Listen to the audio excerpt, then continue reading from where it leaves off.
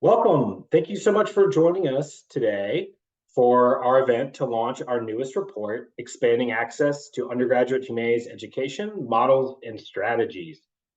We first of all want to thank our presenters who I'll introduce before you hear from them after I give a brief overview here. Also want to say a big thanks to the Mellon Foundation for generously funding this research and report. And finally, to all of you for joining us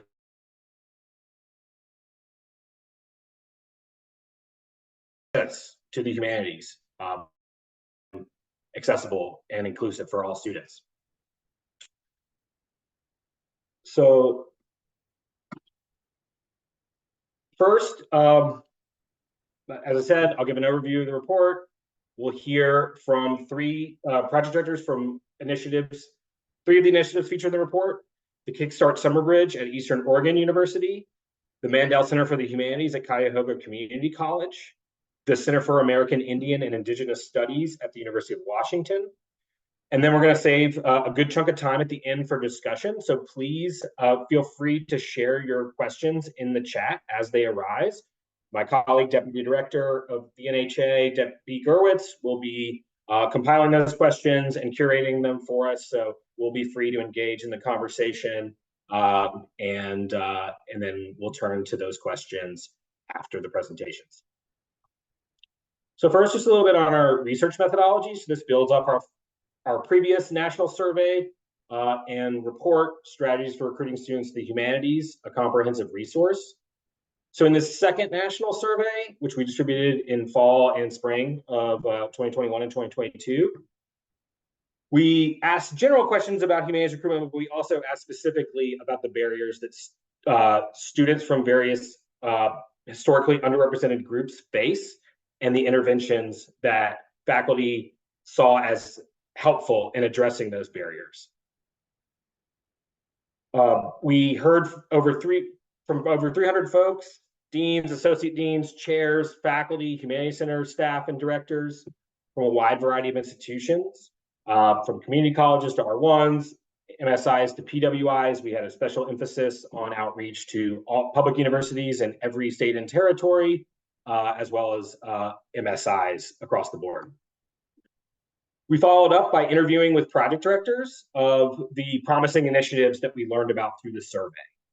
And we asked for more details about the successes, but we also went into a lot of detail about how they built these initiatives and the challenges they had faced and the strategies they had developed to surmount those challenges to get these initiatives off the ground. We also collected student survey data with select partners, which I'll share a little bit about. The structure of the report is that there are 15 in-depth case studies that are divided into two main sections. The first section features initiatives that very proactively engage students from different historically underrepresented groups in the humanities. The second section includes initiatives that were pitched to a broader student population, but have demonstrated success in increasing representation of one or more historically underrepresented. I should say that we allowed folks to define those terms for themselves. So we're taking not only national patterns of underrepresentation into account, but local patterns as well, in terms of the representation on a particular campus or even within a particular program in the humanities vis-a the broader student population. We also have a spotlight on recruiting students to the humanities at HBCUs that aggregates data from a number of responses from different HBCUs in different parts of the country. A couple of summary comments on the things that folks found across the board to be helpful in addressing barriers: revamping curricula to resonate with students, so reforming curricula to forefront students' interests and professional goals rather than our own disciplinary conventions. So examples emphasizing social justice and identity, forefronting community engagement and local histories, applied humanities and pre-professional programs such as medical humanities, thematic-based interdisciplinary programs that pitch a topic rather than a discipline to students. So for instance, sustainability majors are the fastest growing major. We we've learned about some that are very humanities rich, such as one example, although it's not as emphasized in this report. One example of how this works, so this is from JMU History Department, and this is the kind of data that we include in the case studies. So they increased their number of majors by 21% and more than doubled their number of minors in the 3-year period that included COVID. And first-generation students accounted for 60% of the growth. And the main strategy was reforming the history major and the curriculum to move away from these content-based geographic period and geographic region and period-based requirements to skill-based requirements. They introduced connected course requirements, which are thematic and transnational comparative in nature, such as a history of violence course, and applied courses that emphasize project-based learning, research skills, and digital humanities, which includes alternative research projects that incorporate technology like podcast episodes, Clio profiles, and digital public history projects. Alleviating students' concerns about job prospects continues to be a major emphasis. You see a couple of quotes here from survey respondents about what they're seeing on their campus in terms of the importance of addressing these concerns head on. We have seen this to be crucial to success in recruitment in the humanities writ large, and as particularly in terms of students from historically underrepresented groups.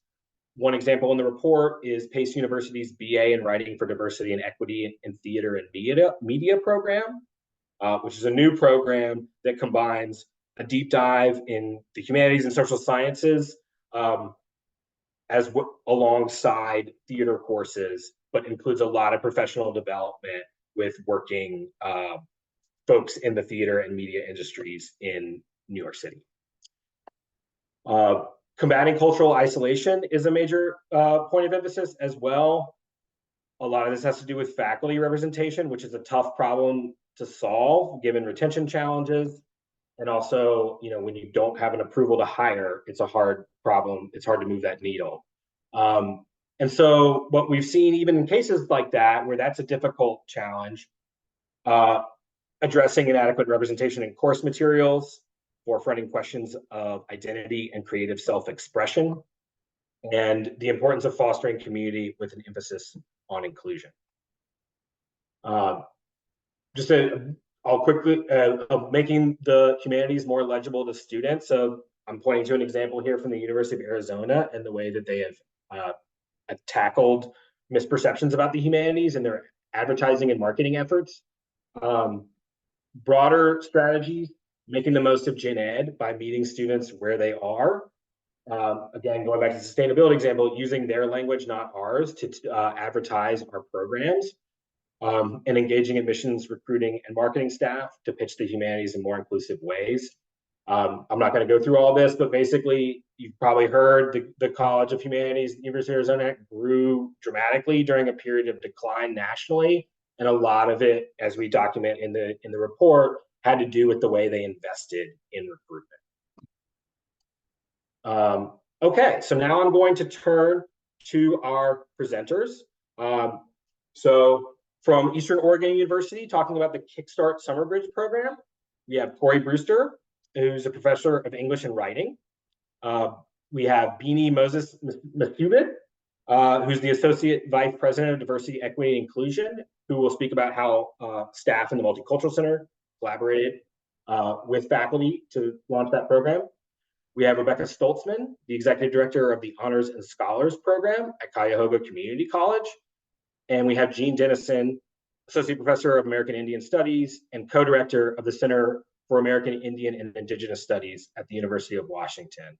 And Danica Miller, the co-director, was on the list, by the way, but was ill today and was unable to join us. So Jean will be representing their work. Great, I will turn it over to Cori and Bennie. So stop sharing my screen here. And I'll spotlight you guys, and you can be on your spotlight. Okay, there we go. Thank you so much, Scott. I'm going to go ahead and get us started, talk a little bit about our EOU's Kickstart and Summer Bridge program.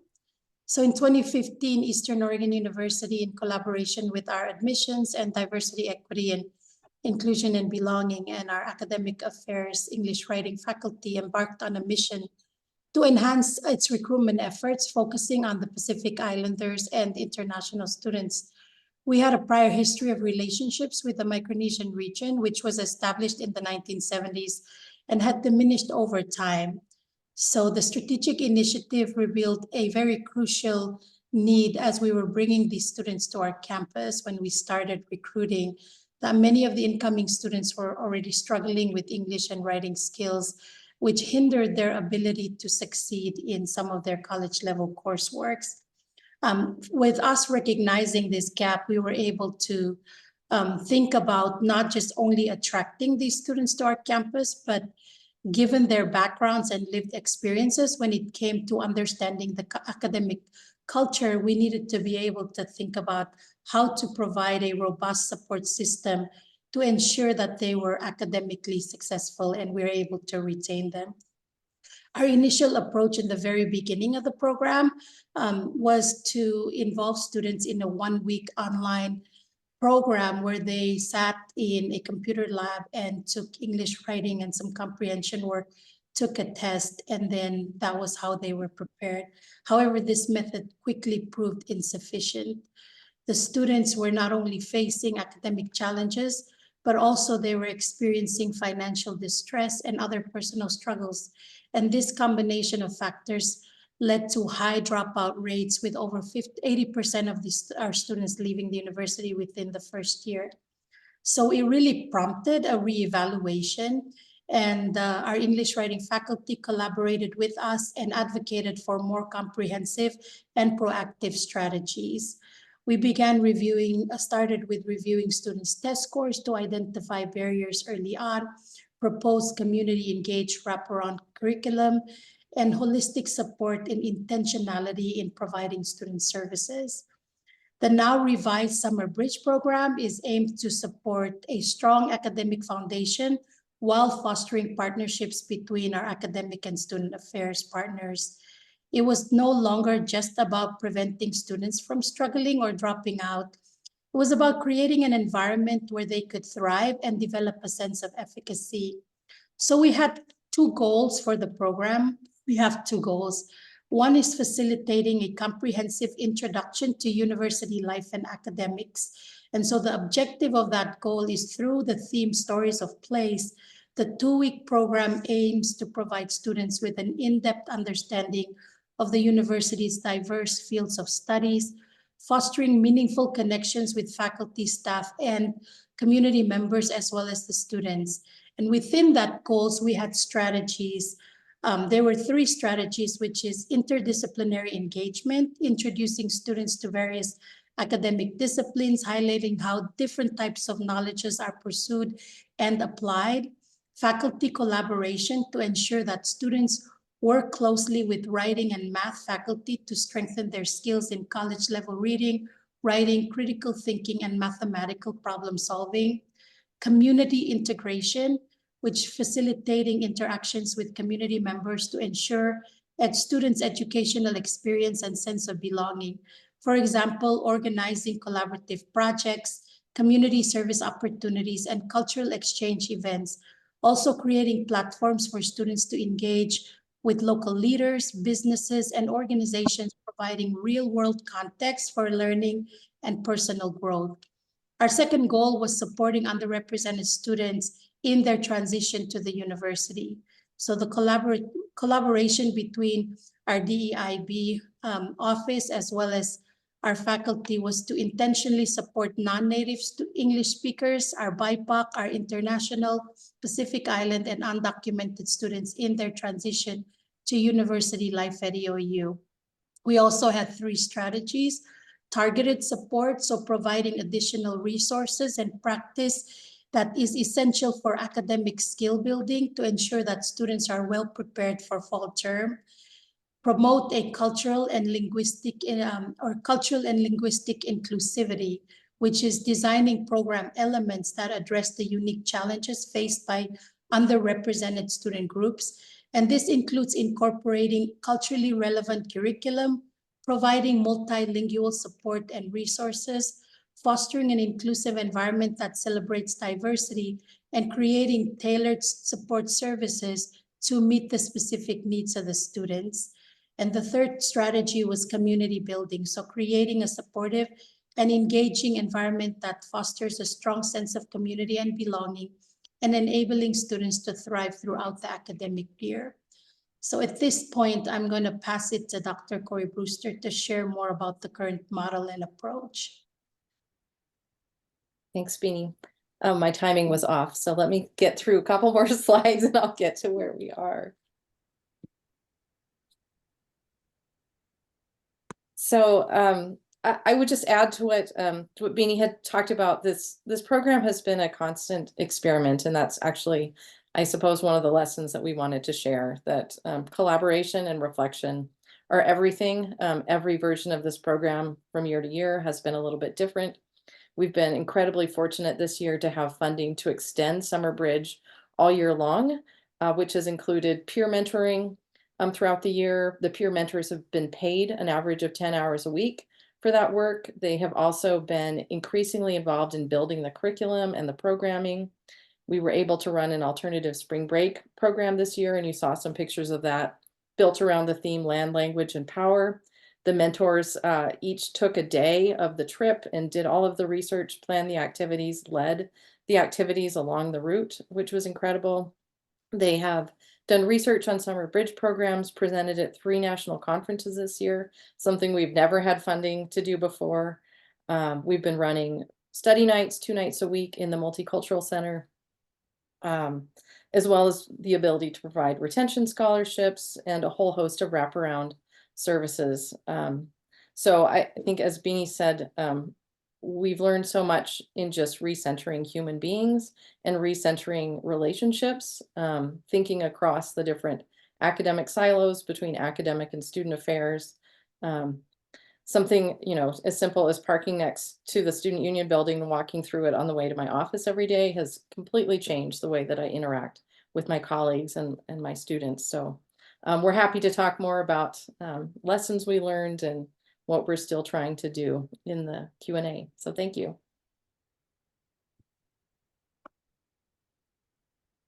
Great. Thank you so much, Bennie and Cori, for this fantastic work you're doing and for that great presentation. I'm going to pass it over to Rebecca now. Okay, thank you very much.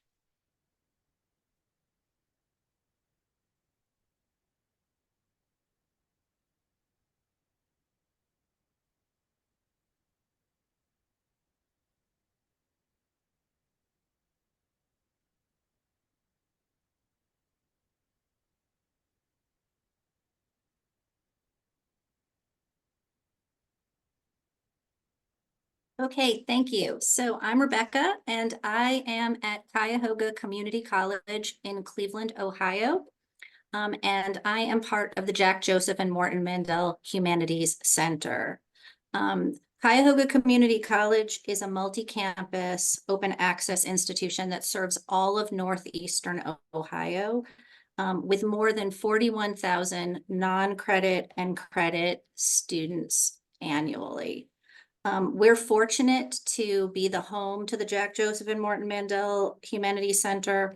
The center has a staff of 7, and we run 9 honors and scholars programs in the center. The vision of the Mandel Center is to cultivate leaders for Northeastern Ohio who have thought broadly and deeply about the human experience. The core values of the center are based on classical liberalism, intrinsic value of the humanities, and the cultivation of intellectual virtue. The center was created in 2015 through the generous donation from the Jack Joseph and Morton Mandel Humanities, the foundation, and we were able to create the Mandel Scholars Academy. The Mandel Scholars Academy is open to students in Northeastern Ohio. It's a cohort-based program based on 3 pillars: the humanities, civic engagement, and leadership. As a Mandel Scholar, you are required to maintain a GPA of a 3.0 or higher. You need to attend Tri-C full-time. You need to take 3 mandatory classes in sequential order. The first is the individual in society. The second is the history of Cleveland. And the third is a community engagement course where we pair the students with a community organization to help solve a problem, answer a question. They spend the semester focusing on that. While Tri-C offers these classes to other students, this is a cohort-based program, so these sections only have other Mandel scholars in them. Each scholar is also provided a mentor to help them navigate Tri-C, answer questions about their program, transfer, anything like that. This is open to any discipline. So you do not need to be studying a humanities discipline to be part of this program. You just have to have some kind of interest in the humanities, civic engagement, and leadership. We do require students to apply and interview to be accepted. My apologies. And it provides a full scholarship. So if you're admitted into the program, you can receive up to 4 semesters of a scholarship. The majority of our students are planning on transferring to a 4-year institution. So this is the first 2 years of their bachelor's degree. My apologies, I'm going in the wrong direction.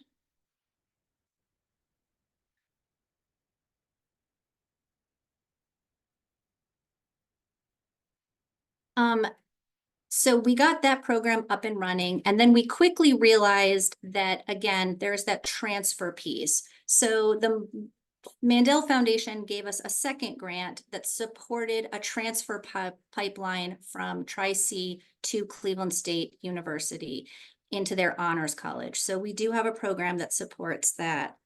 Then we realized that there was also a need for engaging students in Cleveland in high school. We needed to start talking about the humanities at an earlier period. So in 2021, we were able to create the Mandel Foundation, with the support from the Mandel Foundation, the Mandel Youth Humanities Academy. Why was this created? Most summer humanities programs are out of reach to low-income students, often due to a combination of the high cost of being in a program and their schooling. The Mandel Youth Humanities was designed to provide such access to the study of the humanities for students who typically do not have access to such opportunities. In place of credit, the program provides a stipend to students of $3,150 during the summer and an iPad. They get that upon completion of the program. The program is a 9-week program. They attend the campus Monday through Thursday. And this stipend enables the students to focus on the program instead of having to get a summer job. This program is a multimodal introduction to the study of the humanities, and it includes seminar discussions, intellectual play in new media such as virtual reality and film, and place-based learning with community organizations from across Cleveland. The program also includes peer mentoring, access to faculty and college resources, and an introduction to financial aid. This was all added because many of these students, this was their first experience with college, and we soon realized that in addition to the academic piece, they really needed all of that student affairs and student support. So meeting with financial aid, understanding about counseling, and all the other supports that exist at a college. The program manager spends the year recruiting, so he goes to area high schools. He's developed relationships with counselors and teachers who help him identify students that might be interested in this program. And he is also includes College Credit Plus, which is Ohio's program where you can take college courses and get high school and college credit, and it's paid by the state of Ohio. So he contacts programs that work with those College Credit Plus students. Since its inception, we've served 85 students. We currently have a cohort of 30 students that are in the Mandel Center right now. In this program, 37% of them are first-generation students. And so far, we have had 3 of these students who have are in the pipeline to transfer into the Mandel Scholars Academy at Tri-C. Some of the lessons that we've learned for both programs is that it's really important to have faculty input and buy-in, as well as committed leadership. We focus on a big questions approach, which invites students into fundamental and universal human concerns in a way that transcends many contemporary divides. Again, we're a multi-campus, open access institution, and we have students coming from various backgrounds, various neighborhoods, various experiences. And this really provides us a platform where everyone kind of comes in and is able to have these open discussions. The humanities can be effectively marketed as a supplement to, rather than a replacement of, more immediately practical majors. So we have so many students that Northeastern Ohio is a healthcare hub for the state and the region. And so we have so many students that are studying in health career fields. They're going into nursing. They're focusing on IT. And we've really gone and realized that we have to express and include the importance of humanities, that you can be that computer programmer and you need some kind of humanities background, just like if you're going to be a nurse. And we found this to be most effective. The other big component, and this is a carrot for the Mandel Scholars Academy, we provide domestic and international travel opportunities for our students. So we currently have 8 students that are in Japan with one of our humanities faculty and one of our photography faculty. They took a course this semester that focused on all different aspects of Japanese culture, and they're now there. We took 10 students earlier this semester to England. It was to focus on C.S. Lewis.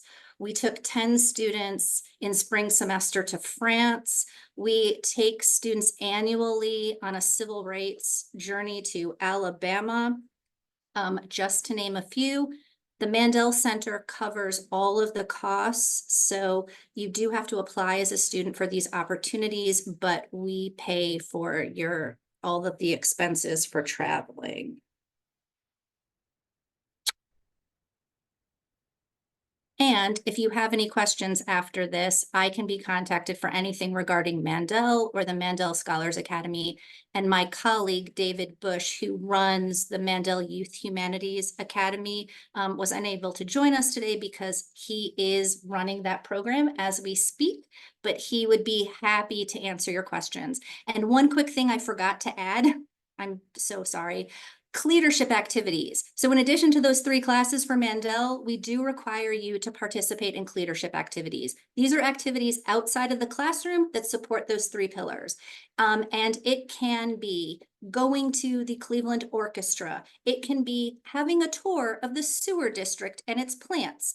It can be going to the Cleveland Museum of Art and seeing a new exhibit. It can be going to the City Club in Cleveland and hearing a national or international speaker. Again, we provide those opportunities. We require students to attend a minimum of 3 of them per semester. We pay for all the tickets. The only thing is they have to get themselves there, and we do require them to do some kind of reflection. We used to require them to write reflections. We don't do that anymore. We actually have them do the reflections immediately after the event with each other. And again, it builds community and it brings to life everything that they're learning in the classroom, and they're connecting it to these experiences. Thank you very much, and I'm happy to answer questions later. Thanks, Rebecca, and thanks to the Mandel Center for all this wonderful work you are doing and these opportunities you're extending to these students. Okay, I'm going to pass it over to Jean Dennison. Oi, dahe, Jean Dennison, Jaji Abrié. Hulaton Wajaji Jaji Abrié. Tijo Washtake Nikashi Abrie, Wakakalin Abrie, Seattle Dawa, Owingshe Owalin. So nice to be here with you all. My name is Jean Dennison. I'm a citizen of the Osage Nation from Oklahoma and an associate professor in American Indian Studies here at the University of Washington. And then I also get to co-direct the Center for American Indian and Indigenous Studies, SHLUIT, which I will be talking to you all about today. So our goals of the center are really to support the retention and recruitment of American Indian and Indigenous Studies faculty, staff, and students. And we do this through a variety of tools and tactics. And so I believe that a lot of these are really unique to the work that we're doing. And so I'm really excited to share them with you all. So the first is that we're really centered on breaking down disciplinary and unit silos. And I do think that this is, as Scott has been sharing, a really core aspect of how we ensure that the humanities get centered, is if we try to break outside of these classic boundaries. But we also do this by trying to work to create an ecosystem of support. And by this, I mean we're creating community across staff, faculty, student, and community divides, with the goal of lifting everyone up. A really core, perhaps the most core aspect of our goals for the center is to unapologetically center Native knowledge and sovereignty. And really what this means is changing university gatekeeping mechanisms so that they value ethical work, that is work that's grounded in community and work that's challenging Native knowledge structures that too often, that challenge colonial structures that too often work to erase Native knowledges, particularly Native future knowledges and future ways of being, and undermining Indigenous sovereignties as they exist in our Native nations, which we also work really hard to ensure that people understand all the many contributions of Indigenous knowledge. But at the core of this goal, and I think this is really important, is that we are not an inclusion-based model, right? So we're not interested in sort of typical diversity, equity, and inclusion work that is centered on kind of inclusion into an existing system of knowledge, but really about creating our own spaces that center Indigenous knowledge and sovereignties. So our current funding, just real briefly, we are about half funded per year from 17 different units, all contributing to across the UW campus. And then another half of our funding currently comes from the Mellon Foundation. I will not get into all of our programming today because we have too much, but I believe that they have already or will be uploading a link to our programming summary for the year. So if you want to hear more about any of our programming, our goal has been to have something at every level. So thinking in terms of a pathways program, a program for first-year Native students, programs that bring guest speakers to all of our classes and brings in specific lectures, funding for professional development at the student level, especially at the graduate student level, and then also at the faculty level for our Indigenous Native faculty, staff, and students. Also thinking about summer institutes that we have at both the undergrad and the graduate level, a graduate student community building community, as well as monthly workshops where Indigenous studies graduate students and faculty can come together, and our knowledge families, which really focus on creating intergenerational communities around particular topics, some of which I have outlined here. So I wanted to just briefly talk about two of our particular programs that I think are particularly will be particularly interesting to this audience and demonstrate sort of how we're actualizing some of those goals that I named for you. So the first is the Native University of Washington Scholars, so New Scholars. And so this is a cohort-based bridge program designed to foster community for incoming first-year students, whether they be what's typically called freshmen or transfer students. So This summer, we're really excited to be launching a College Edge course, which is in partnership with the College of Arts and Sciences here. And it's a class that's open for any first-year students. So we're really excited. This will be a month-long summer class that will be fully funded in terms of tuition, room, and board. In addition, we will be able to, for the first time at UW, create dedicated housing for Native students through this program. So they will be able to stay in that housing throughout the year. One of the most important pieces of this that I'm excited about is that those 5 credits that they take over the summer will be counted towards their fall, which will really help them ease into college. It's going to be taught by 3 Native faculty, including myself, and we're really excited to be able to bring in a lot of Native guest speakers and workshops, right? So you can see here how we're doing a lot of those goals that I outlined, whether it be creating community among Native faculty and students from the beginning, and community members, but also doing this in a way that is about centering Native knowledges. And so we'll be bringing in tribal leaders to talk about the work that they're doing in this area, as well as artists and people that are specializing in Indigenous food sovereignties, really highlighting what the Indigenous efforts that are happening here at the University of Washington, as well as in the regional area.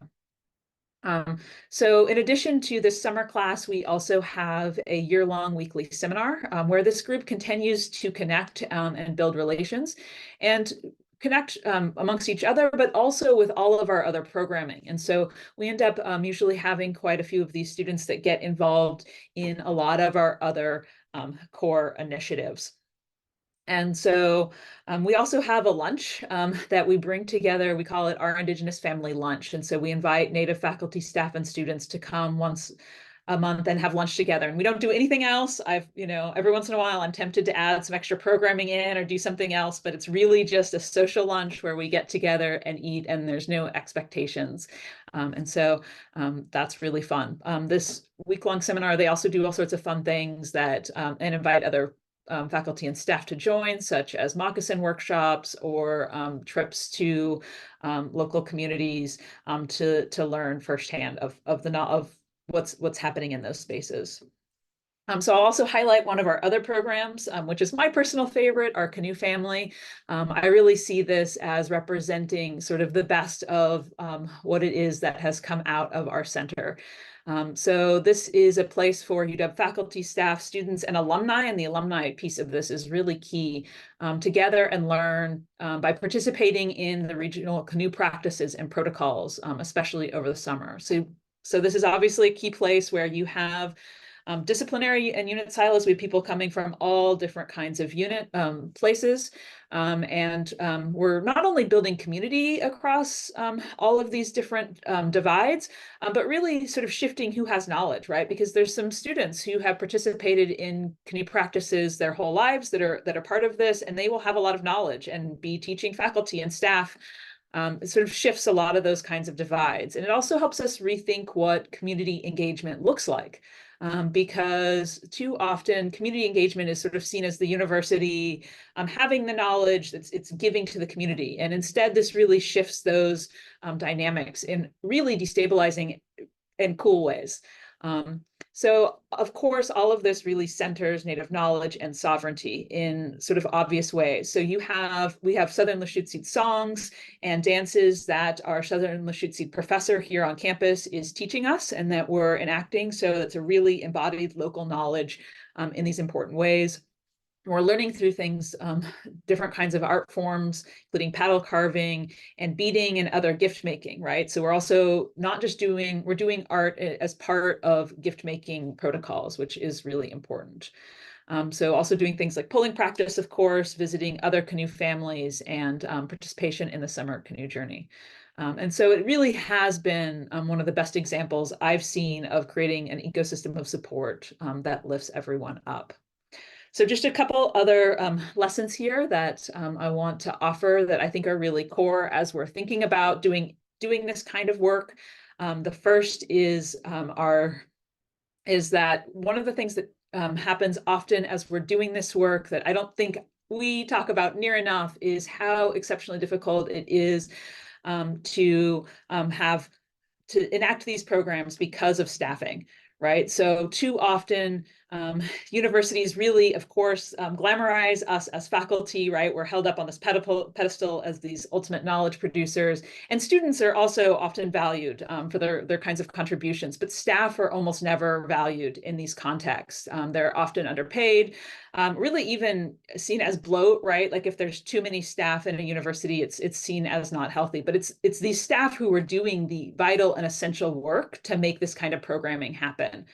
And then we're also there's just a lot that is required of staff in this context, because they not only have to have the administrative skills to make all of these things happen, especially in really complex bureaucracies such as universities, but they also have to have an understanding of Native knowledge in our context, that is that ability to connect with community and students through these kinds of shared values and understandings, cultural practices, but the ability to connect with community. And those are three skill sets that are very difficult, are often not seen in sort of one person. And so just wanted to name that we really need to make sure that we're valuing our staff in different ways and rethinking what staffing is at the university, especially away from this narrative of bloat.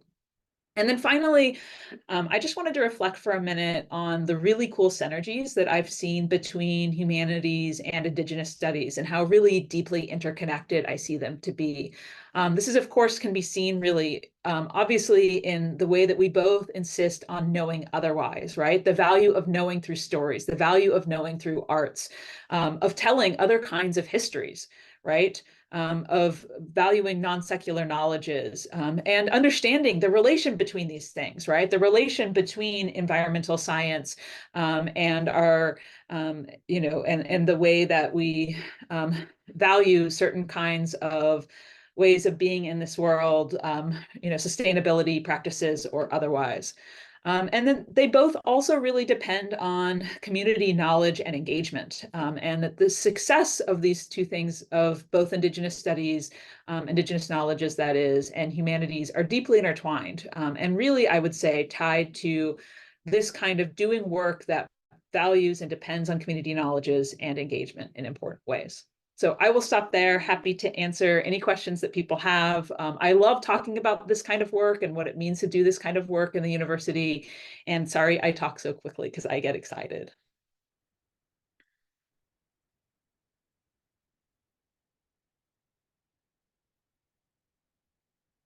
Scott, I believe you're muted. Great. So I am going to now spotlight all of our speakers here, and we're going to move into the discussion. And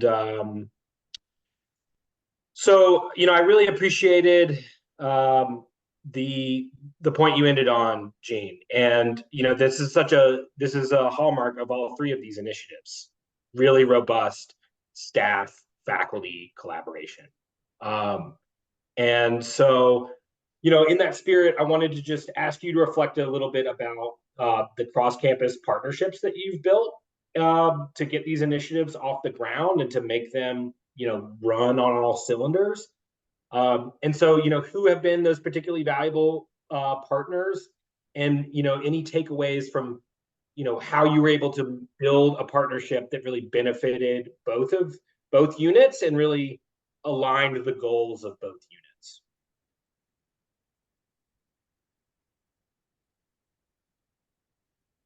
I'm happy to start. I think our center was really founded on that as a principle. And by both units, you were talking about faculty and staff units. Is that what you were sort of? Well, I'm wondering about the particular units, like the particular staff unit that have been important for your various initiatives, and kind of how you've been able to coordinate a mutually beneficial partnership. Yeah, I think this is really, really essential work. And, our center was sort of founded on the concept that there were all of these different units that were working together or contributing to the funding of it from the beginning, right? There's these 17 different units so far that we have contributing. But it's a lot of work. And one of the biggest challenges is kind of existing, whether it's the Office of Minority and Diversity Affairs or other kinds of units on campus that exist, and just making sure that we're working in tandem with them. in addition to, because too often there is this kind of divide between the things that faculty do and things like OMAD or whatever the office is at different units, and how faculty are related. And so I did hear a couple of the other organizations talk about the importance of bringing faculty in, right? And I think that, and I think it goes both ways, right? Like that kind of work, it's a lot, right? I mean, it's definitely a full-time job in and of itself, is to make sure that those connections stay strong and that we're making sure that we're all working towards, you know, that we understand that we're all working towards the same goal and supporting each other in these ways. Great, thanks. Rebecca, would you like to comment?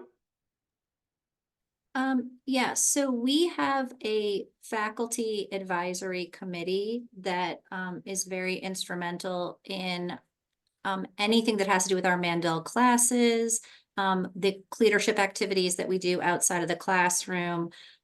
So we work very closely with them. I think we work very closely with our counselors because they refer students to us, as well as our TRIO directors, because we do have TRIO programming here at the college, and they're another source for students and referring.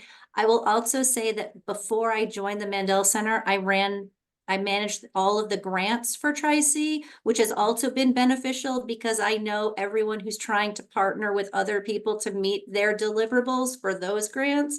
So we've strategically contacted various programs to say, hey, we can help you meet your deliverables and spend your money by working with us. So we've leveraged those relationships. That's great. And Cori and Bennie, you obviously modeled this in your dual presentation, but any sort of takeaways, thoughts on, you know, what makes an effective collaboration? Cori, I'll say a few. I think some of the general ones in the departments, and when Cori, feel free to elaborate, but even just the partnerships we have with departments like student accounts and financial aid, I think has really been instrumental in kind of demystifying like silos. A lot of times, even in higher education, the culture is the student engages with different departments kind of as an individual.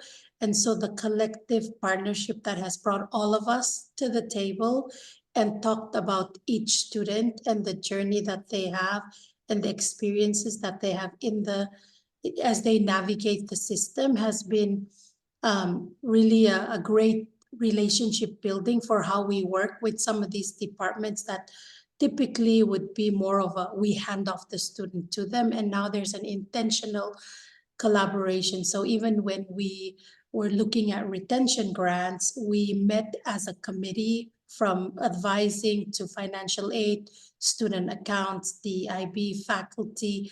We came together and we took students, we were able to look at each individual students, learn about how each of us knew the stories and the experiences, and prioritized how we serve certain students to ensure their retention in ways. And it also allowed us to learn about ways that we could use other resources that only financial aid knew, or waive the fee that only student accounts could know.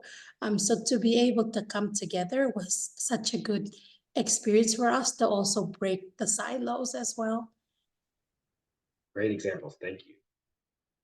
Yeah, I would just add, on the academic end, being able to work with the math faculty on this curriculum has been incredible.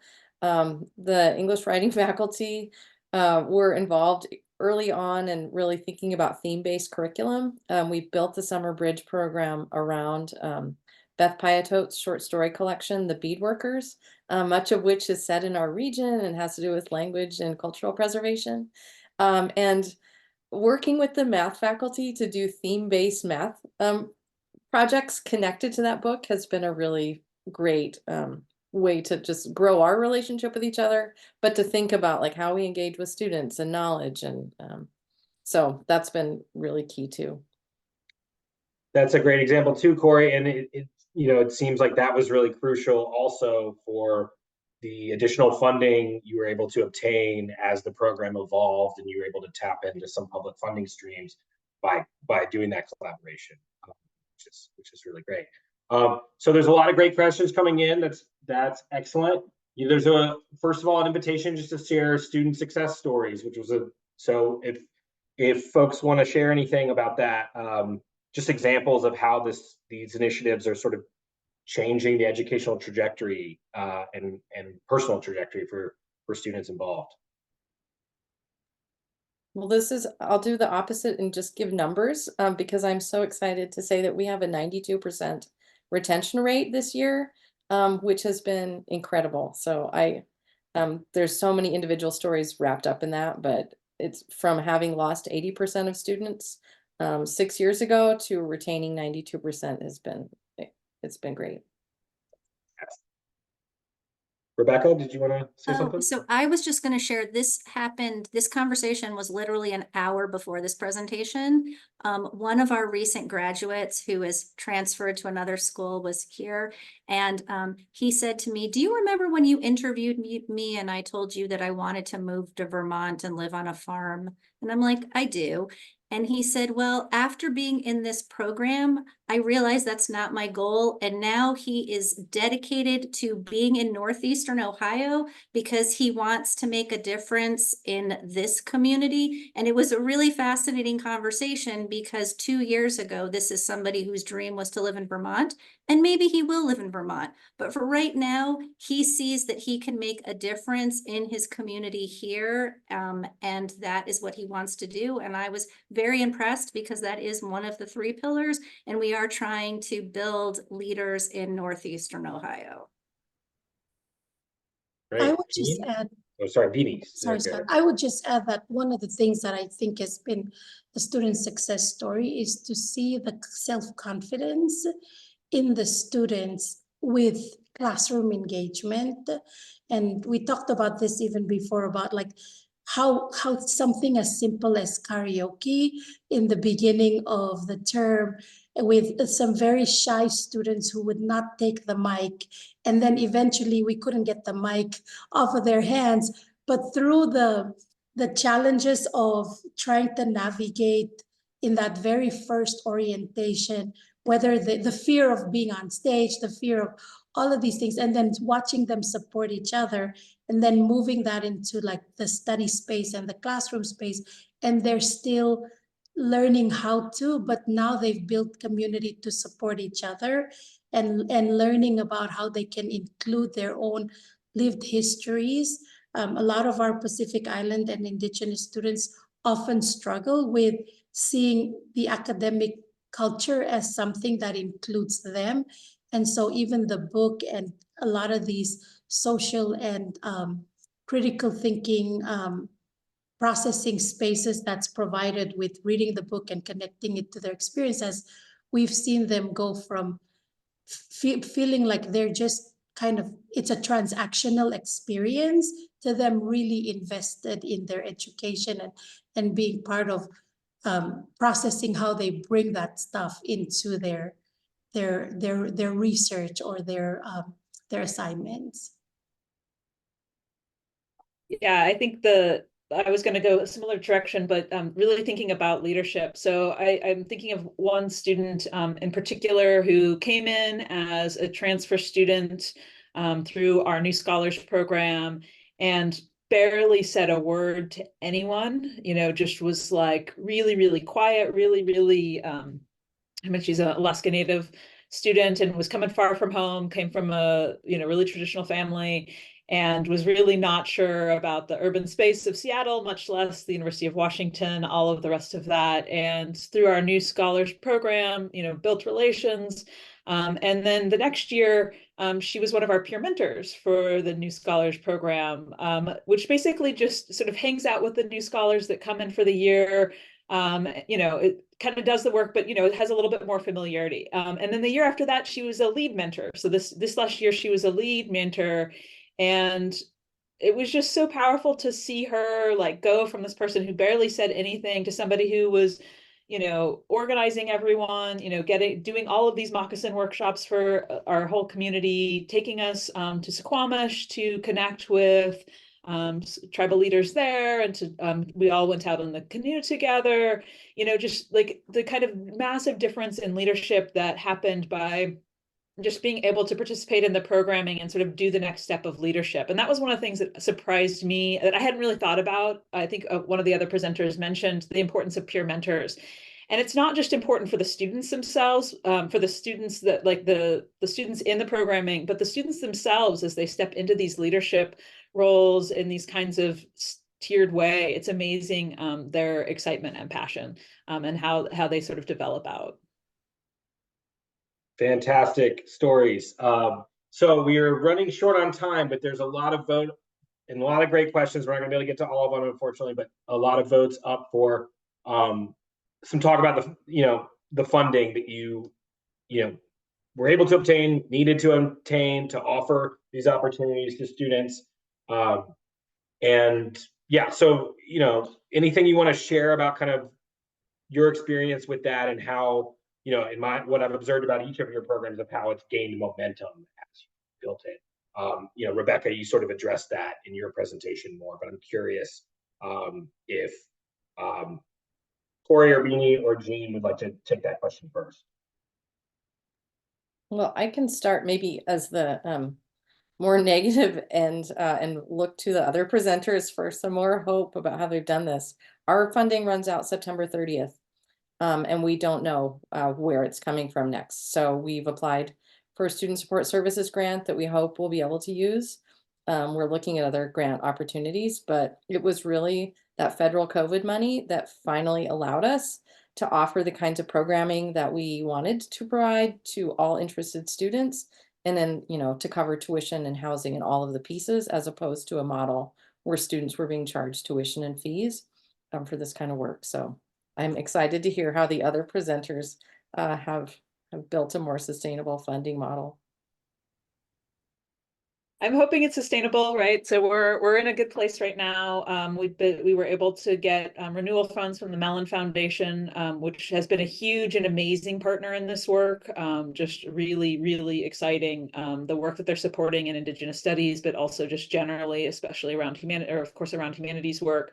But the model that I think is really exciting in my mind is helping all of the units across any particular campus understand that they can't do this work alone, right? Like, especially when we're talking about Indigenous studies work, there's not enough faculty, there's not enough staff, and there's not even enough students that it would make sense that any of the units or that all of the units themselves do this work, right? We actually have a couple of units here, such as social work, that do have concentrated Indigenous studies centers and other programming.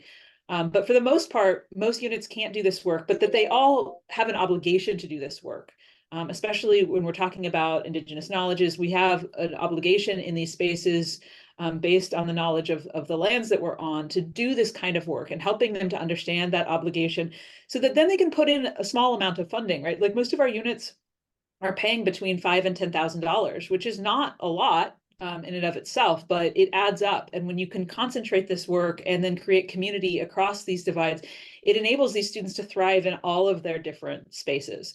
And so helping them to understand that this is part of their sort of more robust obligations to being a good citizen of the place that they're in, I think is a really cool model, and one that we've had be very successful. Great. Thanks so much. I'm going to need to end us there. I'm going to say, in parting, in response to that last question, that there are lots of other case studies in the report that do not have any kind of grant funding behind them. And also, for these projects, with the funding they've been able to obtain, I think in all these cases, there are things that you can see that they were able to do by putting this energy into thinking about how to do this work that actually do not necessarily require the funding. So we hope that you will glean strategies from these case studies that you are able to implement regardless of your ability to obtain, a grant such as these. So want to thank all such fantastic presentations, and more importantly, such fantastic work you're all doing on your campuses. Thank you so much, and thanks to everyone for being here today. We hope you'll appreciate the report and take inspiration from it and share it with your colleagues.